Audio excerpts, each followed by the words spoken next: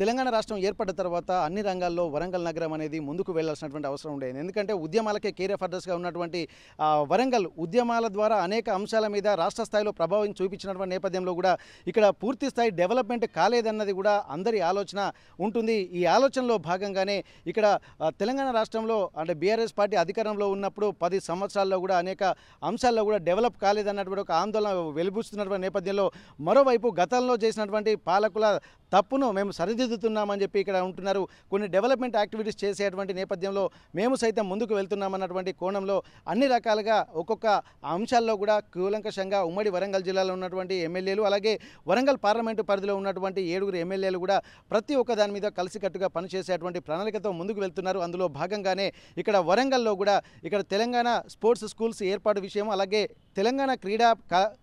తెలంగాణ క్రీడా పాఠశాల అంశం అలాగే సెంటర్ ఫర్ ఎక్సలెన్సీ అనేటువంటి కాన్సెప్ట్తో కూడా ముందుకు వెళ్తున్నారు. అందులో ఆ క్రీడలను కూడా ప్రోత్సహించే విధంగా ఉంటున్నటువంటి పరిస్థితి. యువత మాదక ద్రవ్యాల బారిన పడి పెడదేరిన పడుతున్నటువంటి నేపథ్యంలో వారిని క్రీడల వైపు మళ్లించాలన్నటువంటి ఒక లక్ష్యంతో కూడా ముందుకు వెళ్తున్నటువంటి పరిస్థితి.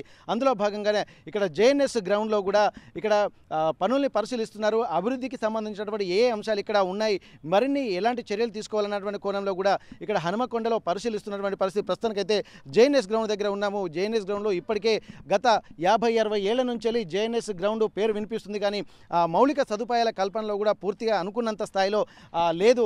మిగిలిన జిల్లాలో మాత్రం ఇక్కడ కరీంనగర్, వరంగల్, ఖమ్మం అనేటువంటిది ఎప్పటి నుంచో తెర మీదకు వస్తున్నటువంటి నేపథ్యంలో వరంగల్ అనేది సెంటర్ ఆఫ్ అట్రాక్షన్గా తెలంగాణలో ఉంటుంది హైదరాబాద్ తర్వాత. కానీ అనుకున్నంత అభివృద్ధి జరగడం లేదన్నది మాత్రం ఇక్కడ మనకు తెలుస్తుంది. వీటన్నిటిని దృష్టిలో పెట్టుకుంటే మాత్రం ఇక్కడ డెవలప్మెంట్ యాక్టివిటీస్ జరగాలంటే మాత్రం తెలంగాణలో ఒక ప్రముఖ స్థానాన్ని మళ్ళీ పొందాలంటే ఖచ్చితంగా వరంగల్ నగరాన్ని ఆ క్రీడల పరంగా కూడా అనేక అంశాల్లో సర్వతోముఖాభివృద్ధి సాధించాలన్నటువంటి ఒక లక్ష్యంతో కూడా ముందుకు వెళ్లాల్సినటువంటి అవసరం ఉంటుంది. ప్రస్తుతానికి ఈ జేఎన్ఎస్ గ్రౌండ్లో మరిన్ని వసతులు కల్పించడానికి కూడా ఇక్కడ తెలంగాణ ప్రభుత్వం ముందుకు వచ్చిందని చెప్పి అంటున్నారు. దీనికి సంబంధించి ఇక్కడ ఉన్నటువంటి వరంగల్ పార్లమెంటు పరిధిలోని ఎమ్మెల్యేలు కూడా ఈ సెంటర్ ఫర్ ఎక్సలెన్స్ అలాగే తెలంగాణ క్రీడల పాఠశాలను ఏర్పాటు చేయడానికి కూడా ఉన్నటువంటి వసతులను కూడా పరిశీలిస్తున్నారు. ఆ పరిశీలించేటువంటి క్రమంలో మెరుగైన వసతులు కల్పించి మళ్ళీ వరంగల్ అనేది క్రీడల్లో కూడా తెలంగాణకు తలమానికంగా ఉండే విధంగా తీర్చిదిద్దేటువంటి ప్రణాళికతో ముందుకు వెళ్తున్నటువంటి పరిస్థితి. దీనికి సంబంధించి ఇప్పటికే ప్రణాళికలు సిద్ధం అవుతున్నటువంటి నేపథ్యంలో వరంగల్ పార్లమెంటు పరిధిలోని ఇక్కడ ఎమ్మెల్యేలు కడియం శ్రీహరి, స్టేషన్ గన్పూర్, అలాగే హనుమకొండ ఎమ్మెల్యే నాయన్ రాజేందర్ రెడ్డి, అలాగే ఇక్కడ వర్ధనపేట ఎమ్మెల్యే కేఆర్ నాగరాజు వీళ్ళందరూ కూడా ప్రస్తుతానికైతే ఇక్కడ ఉన్నటువంటి జిల్లా కలెక్టర్లతో పాటు ఇక్కడికి వచ్చి పనుల్ని పరిశీలిస్తున్నటువంటి పరిస్థితి. ఇక్కడ గ్రేటర్ వరంగల్ పరిధిలో ఉన్నటువంటి అన్ని డిపార్ట్మెంట్లను కూడా సమన్వయం చేసుకుంటూ సర్వతోముఖ అభివృద్ధిగా డెవలప్ చేస్తూ మళ్ళీ దినదిన ప్రవర్ధమానంగా ఉండే విధంగా అన్ని ప్రణాళికలు చేస్తున్నది తెలుస్తుంది. ప్రస్తుతానికైతే ఇక్కడ స్టేడియాన్ని పనుల్ని ఇక్కడ కడియం శ్రీహరి గారు అలాగే కేఆర్ నాగరాజు అలాగే హనుమకొండ ఎమ్మెల్యే నాయని రాజేందర్ రెడ్డి గారు కూడా పరిశీలిస్తున్నారు. ఒక్కసారి ఏమేమి అంశాలు ముందుకు వస్తున్నాయి ఒకసారి వారిని మాట్లాడదాము. వరంగల్ అభివృద్ధి చెందాలంటే ఇంకా ఏమేమి యాక్టివిటీస్ ఇక్కడ ఇంప్లిమెంట్ చేయాల్సినటువంటి అవసరం ఉంటుందన్నటువంటి కోణంలో వారితో కూడా మాట్లాడేటువంటి ప్రయత్నం చేద్దాం. హనుమకొండలోని జేఎన్ఎస్ గ్రౌండ్కు సంబంధించినటువంటి విషయాలు కూడా పరిశీలిస్తున్నారు. ప్రస్తుతానికైతే ఇక్కడ తెలంగాణ రాష్ట్ర క్రీడాకు సంబంధించినటువంటి విషయాలపై మౌలిక వసతులు ఏర్పాటు చేయడానికి కూడా జేఎన్ఎస్లో మరిన్ని అప్డేట్ చేయడానికి కూడా ఇక్కడ సెంటర్ ఆఫ్ ఎక్సలెన్స్ వ్యవస్థను కూడా పరిశీలిస్తున్నటువంటి నేపథ్యం. ప్రస్తుతానికైతే వర్ధనపేట ఎమ్మెల్యే గారు కేఆర్ నాగరాజు గారు ఉన్నారు. వారితో మాట్లాడదాం. ఎట్లాంటి వ్యవస్థను ఇక్కడ క్రీడాకారులకు అందుబాటులో తీసుకొచ్చేటువంటి అవకాశం ఉంది. నమస్తే సార్. నమస్తే అండి.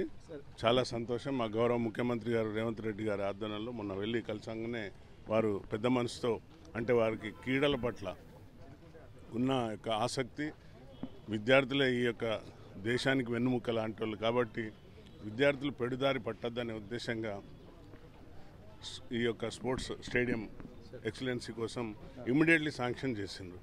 సో మా వరంగల్ మన జిల్లా తరఫు నుండి, పాత జిల్లా తరఫు నుండి వారికి హృదయపూర్వక ధన్యవాదాలు. మేము కడియం శ్రీహరి గారు, నాయన్ రాజేందర్ రెడ్డి గారు, ఎస్ఎస్ని ప్రకాష్ రెడ్డి గారు అందరం టీమ్గా వెళ్ళినాం. అండ్ మా లైబ్రరీ చైర్మన్. బేసిక్గా ఒకప్పుడు ఈ స్టేడియం కలకలలు ఆడుకుంటుండేది స్పోర్ట్స్ మెన్లతో. సరైన వసతులు లేక దీనిపైన గత పాలకులు దృష్టి పెట్టక అంటే దాంతో ఈ యొక్క స్టేడియం అంతా అదైపోయింది. ఇప్పుడు దీనస్థితిలో ఉంది. సో దాన్ని మళ్ళీ చక్కదిద్ది ఈ యొక్క స్పోర్ట్స్ స్కూల్లో 25 నుండి 30 ఎకరాల stadium, indoor stadium, beautiful international స్టాండర్డ్తో అన్నిటినీ కట్టే విధంగా గౌరవ ముఖ్యమంత్రి గారు మా రేవంత్ రెడ్డి గారు ముందుకు రావడం హర్షణీయం. బేసిక్గా వారు కూడా ఒక స్పోర్ట్స్ మెన్. సో మేము కూడా నేషనల్ హాకీ ఆడినా. సో వారు మా హాకీకి ఐహెచ్ఎఫ్కు ప్రెసిడెంట్గా కొన్ని రోజులు వ్యవహరించారు. సో ఇదంతా ఒక మంచి తరుణం. ఈ వరంగల్ జిల్లాకు మంచి రోజులు రాబోతున్నాయి. ఏదైతే మేము మాట ఇచ్చినామో వరంగల్ నగరాన్ని హైదరాబాద్ తర్వాత మరో నగరంగా చూడాలనుకున్నాం. దాని ప్రకారంగానే ప్రతి ఒక్కటి ఎయిర్పోర్ట్ అడిగినాం. తక్షణమే ముఖ్యమంత్రి గారు పలుమార్లు ఢిల్లీకి వెళ్ళి ఎయిర్పోర్ట్ తీసుకురావడం జరిగింది. ఎయిర్పోర్ట్ వస్తే మన యొక్క వరంగల్ జిల్లా రూపురేఖలు మారే విధంగా స్పోర్ట్స్ స్టేడియం ఇంటర్నేషనల్ అంటే రేపు ఫ్యూచర్లో మనకు ఇంటర్నేషనల్ మ్యాచెస్ కూడా ఆడే విధంగా. ఒకప్పుడు ఈ స్టేడియంలో క్రికెట్, హాకీ, వాలీబాల్, ఫుట్బాల్ అందరు గేమ్స్ అండ్ స్పోర్ట్స్ అథ్లెట్ అందరూ ఉండేవాళ్ళు. ఇప్పుడు ఇది ఒక చిన్నగా అయిపోయింది, మనకు సరిపోవట్లేదు. అంటే ఇంటర్నేషనల్ స్టాండర్డ్గా లేదు. సార్, మొన్న మీరు సీఎం గారిని కలిసిన తర్వాత వరంగల్ నగరానికి కూడా ఒక పెద్ద స్టేడియం అవసరం ఉంటుందని చెప్పి అక్కడ బైపాస్ రోడ్లో కొన్ని ఎకరాల భూమిని కూడా మేము ఉన్నది గవర్నమెంట్ భూమి ఉందని చెప్పన్నారు.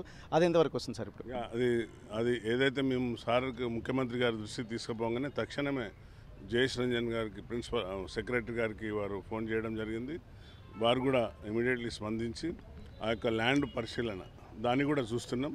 అతి త్వరలో అది కూడా నా దగ్గర ఉంది, సార్ దగ్గర ఉంది, కడియం స్టేర్ దగ్గర. ఇద్దరు ఎక్కడో ఒక కాడ వాళ్ళకి అనువైన స్టేడియం కట్టే విధంగా ముందుకెళ్తాం. Thank you sir. అయితే ఇక్కడ ఎక్కడ చూసినా కానీ ఇక్కడ వరంగల్లో సెకండ్ క్యాపిటల్గా ఉన్నటువంటి వరంగల్ నగరాన్ని కూడా అభివృద్ధి చెందించాలంటే మాత్రం పలు డెవలప్మెంట్ యాక్టివిటీస్ ఉండాలి. ఇప్పటికే ఇంటర్నేషనల్ ఎయిర్పోర్ట్ కల్లా సాకారం అవుతుంది. మరోవైపు స్టేడియం కూడా ఇంటర్నేషనల్ స్టేడియాన్ని కూడా ఏర్పాటు చేయాలనుకుంటున్నారు. కానీ ప్రస్తుతానికైతే యువత పెడదారి పడుతున్నటువంటి నేపథ్యంలో కూడా వారిని ఒక సన్మార్గంలోకి వెళ్ళాలంటే స్పోర్ట్స్ వైపు వాళ్ళ దృష్టిని మరలించాల్సినటువంటి అవసరం ఉంటుంది. దాన్ని దృష్టిలో పెట్టుకుని ఇక్కడ ఉన్నటువంటి ఉమ్మడి వరంగల్ జిల్లాలో ఉన్నటువంటి రాజకీయ నాయకులు కూడా, కాంగ్రెస్ పార్టీలో ఉన్నటువంటి ఎమ్మెల్యేలు అందరూ కూడా ఒక మూకుమ్మడిగా అందరూ ఒక ప్రణాళికాబద్ధంగా ఉన్నటువంటి వ్యవస్థను చక్కదిద్దే పనిలో పడ్డారు. దానికి సంబంధించి కూడా సీఎం రేవంత్ రెడ్డిని కూడా గతంలో కలిసి ఇక్కడ ఒక స్పోర్ట్స్ స్కూల్తో పాటు ఇక్కడ టౌన్లో ఉన్నటువంటి వాళ్ళకి ఇక్కడ కొన్ని జేఎన్ఎస్ గ్రౌండ్లో ఉన్నటువంటి దాంట్లో సదుపాయాలు కల్పించే దిశగా కృషి చేయడానికి ఉన్నారు. మొత్తానికైతే ప్రస్తుతానికి జేఎన్ఎస్ గ్రౌండ్ను మొత్తం పరిశీలిస్తున్నటువంటి పరిస్థితి. ఇప్పటి వరకు మనం చూస్తున్నటువంటి ఈ ప్రాంతాలన్నీ కూడా మొన్నటి వరకు అంటే చెట్లు, పొదలు ఇవన్నీ ఉన్నాయి. కాకపోతే ప్రస్తుతానికైతే ఈ ప్రాంతాన్ని కూడా సెంట్రల్ లైటింగ్ కూడా ఏర్పాటు చేయాల్సినటువంటి అవసరం ఉంది. ఇవన్నిటి చూస్తుంటే మాత్రం వరంగల్ అనేది మళ్ళొకసారి తెలంగాణ సెకండ్ క్యాపిటల్గా ముందుకు నడవాలంటే మాత్రం ఆ దిశగా అడుగులు పడుతున్నాయని చెప్పి ఇక్కడ చెప్తున్నటువంటి పరిస్థితి. దీనికి సంబంధించి కూడా ఒక ప్రత్యేక ప్రణాళికతో ఉమ్మడి వరంగల్ జిల్లాలో ఉన్నటువంటి ఎమ్మెల్యేలందరూ కూడా కలిసి ముందుకు వెళ్తున్నటువంటి పరిస్థితి మనకు కనిపిస్తుంది.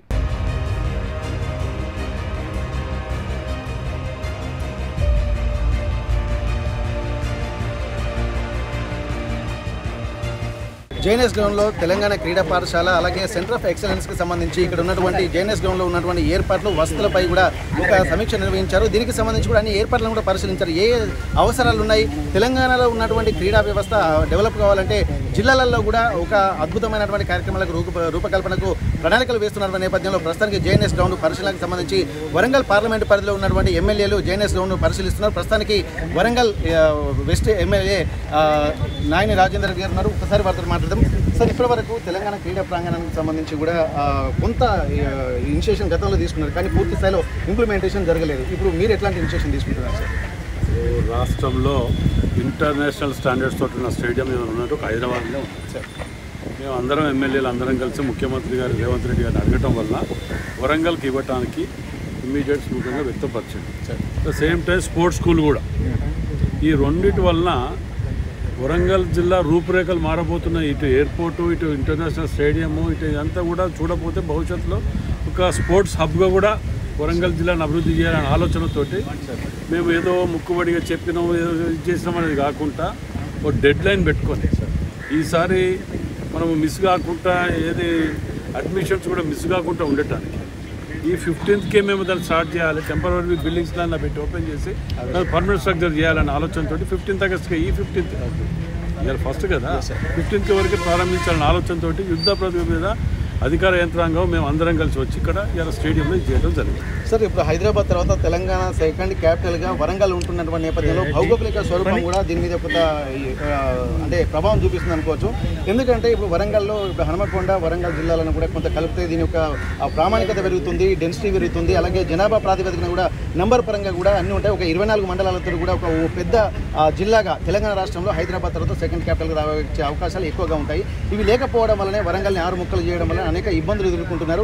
ఇదే వరంగల్ వెనుకబాటుతనానికి కారణమవుతుందన్నటువంటి ఆలోచనలో కూడా వరంగల్లో ఉన్నటువంటి ఫోరం ఫర్ బెటర్ వరంగల్ కావచ్చు, అలాగే మిగిలినటువంటి మేధావి వర్గం కావచ్చు వెలుబుచ్చుతున్నటువంటి నేపథ్యంలో ఇక్కడ మీరు ఎమ్మెల్యేగా ఇక్కడ హనుమకొండ ఎమ్మెల్యేగా మీరు ఉంటున్న నేపథ్యంలో దీన్ని ఎట్లా చూస్తున్నారు? దీన్ని స్వాగతిస్తారా లేకపోతే ఎట్లా చూస్తున్నారు? దీన్ని 100% స్వాగతిస్తున్నా, చేయాలని కోరుకుంటున్నాం.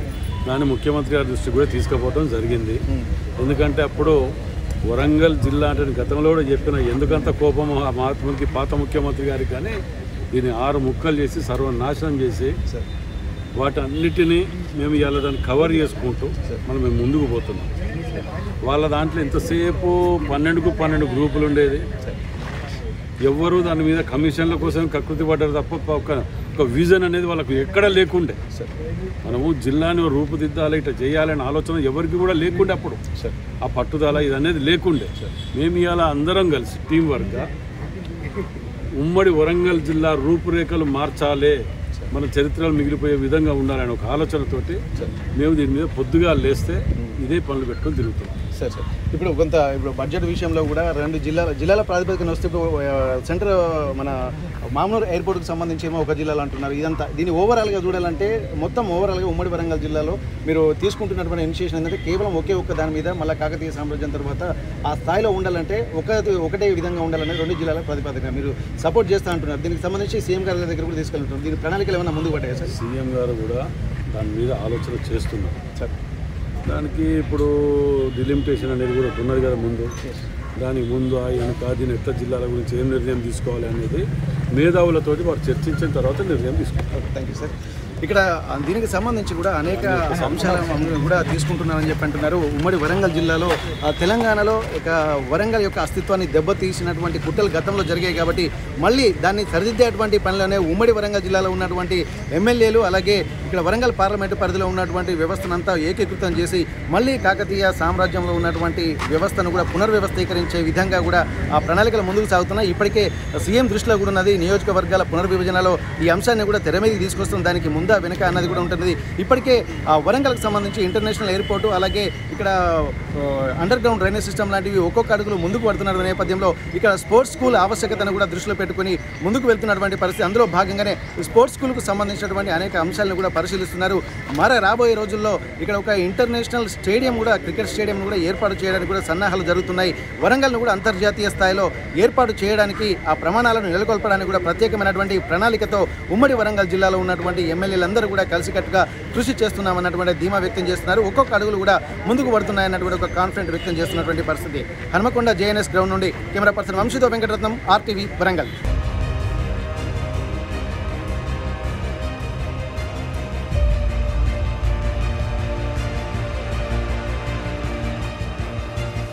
తెలుగులో న్యూస్ కి ఫాస్టెస్ట్ యాప్ ఇప్పుడు టోటలీ న్యూ అవతార్లో జస్ట్ 5 seconds లో కంప్లీట్ న్యూస్.